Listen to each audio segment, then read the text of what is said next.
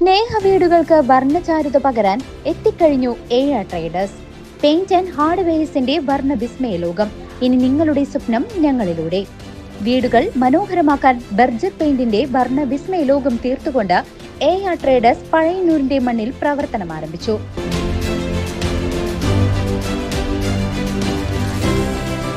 ഏഴ traders paint and hardware, Pazhayannur high school road, AR complex. പ്രവാസി സംഘം മുള്ളൂർക്കര പഞ്ചായത്ത് സമ്മേളനവും മുതിർന്ന പ്രവാസി അംഗങ്ങളെ ആദരിക്കൽ ചടങ്ങും നടന്നു.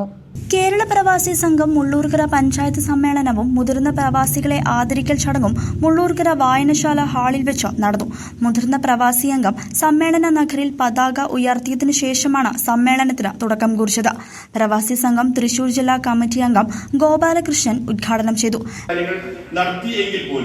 ഒരക്ഷരം പോലും അതിന് അനുകൂലമായിട്ട് തീരുമാനം എടുക്കപ്പെടുന്നു ഇല്ല എന്ന് മാത്രമല്ല, എല്ലാ കൊല്ലങ്ങളിലും അവർ നടത്തുന്ന പ്രവാസികളുടെ വലിയ വലിയ ക്യാമ്പുകൾ എന്ന് പറഞ്ഞാൽ അവരുടെ വലിയ കൺവെൻഷനുകളിൽ ഉയർന്ന തലത്തിലുള്ള സാമ്പത്തിക ശേഷിയുള്ള പ്രവാസികളെ കൂട്ടിച്ചേർത്തുകൊണ്ട് അവർക്കൊരു ഭക്ഷണം കൊടുത്ത് പിരിയപ്പെടുന്ന ഒരു അവസ്ഥ ഉണ്ട് എന്നുള്ളതിന് ഉപരിയായി സാധാരണ പ്രവാസികളെ അഭിസംബോധന ചെയ്യപ്പെടാവുന്ന, അവരെ ക്ഷേമ പ്രവർത്തനങ്ങളിൽ ഏർപ്പെടുത്താവുന്ന, അവരെ ചേർത്ത് നിർത്താവുന്ന രൂപത്തിലുള്ള ഒരു തരത്തിലുള്ള വിഷയങ്ങളും അവർ നമ്മുടെ മുമ്പിൽ അവതരിപ്പിക്കപ്പെടുന്നില്ല എന്ന് മാത്രമല്ല, നമുക്ക് അവഗണന മാത്രമല്ല, അവിടെ കയറിച്ചേരുന്ന പ്രവാസികളെ അടിച്ചോടിക്കുന്ന അവസ്ഥ പോലും കഴിഞ്ഞ പ്രാവശ്യത്തെ സമ്മേളനത്തിലുണ്ടായി എന്നതാണ് യാഥാർത്ഥ്യം.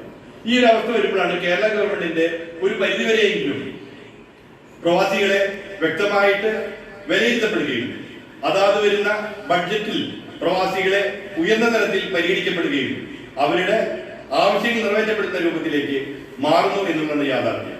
ഇപ്പൊ അടുത്ത കാലഘട്ടത്തിൽ തീരുമാനിക്കപ്പെട്ടുള്ള ഒരു വസ്തുത എങ്ങനെയാണെങ്കിൽ, നമുക്കറിയാം പ്രവാസികൾ തിരിച്ചു വന്ന ആൾക്കാർക്ക് തന്നെ ഒരു വ്യവസായമോ അല്ലെങ്കിൽ ഒരു സംരംഭമോ തൊഴിൽ സാധ്യതയോ സംരക്ഷിക്കപ്പെടാൻ വേണ്ട സാമ്പത്തിക ശേഷി ഇല്ലാത്തതുകൊണ്ട് അവരെ നമ്മൾ പറഞ്ഞിട്ടുള്ളത് കുടുംബശ്രീ പോലെ പ്രവാസികളുടെ ഒരു മിഷൻ ആരംഭിക്കണം എന്ന് നമ്മൾ നിരന്തരമായിട്ട് ആവശ്യപ്പെടുന്ന ഒരു കാര്യമാണ്.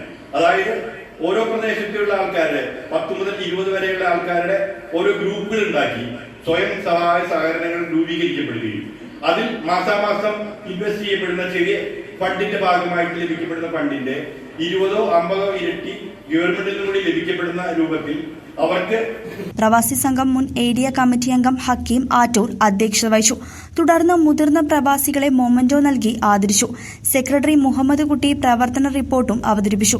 Area secretary MM Haneefa, area president KM Abubakar, Salam MH തുടങ്ങിയവർ സംസാരിച്ചു. തുടർന്ന് 11 അംഗ കമ്മിറ്റിയെ തിരഞ്ഞെടുത്തു. പ്രസിഡന്റ് മൊയ്തീൻ കുട്ടി, secretary Muhammad Kutty, treasurer KM Muhammad Basheer. News desk CCV.